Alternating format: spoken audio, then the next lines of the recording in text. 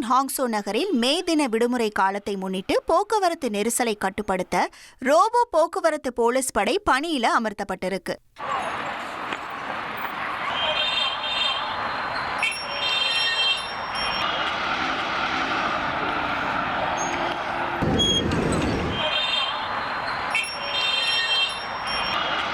மேற்கு ஏரி, யான் அண்ட் சாலை மற்றும் புகழ்பெற்ற வெஸ்ட் லேக் சுற்றுலா தளத்தை சுற்றியுள்ள பகுதிகளில் இந்த ரோபோ ரோந்து பணியில் ஈடுபட்டுள்ளது.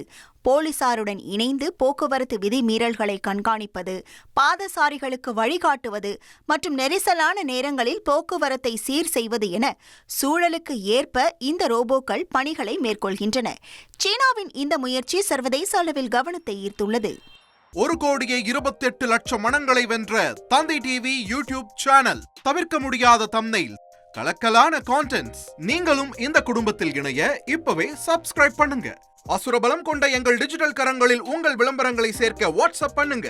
8939888838. Email advttv@dttv.in.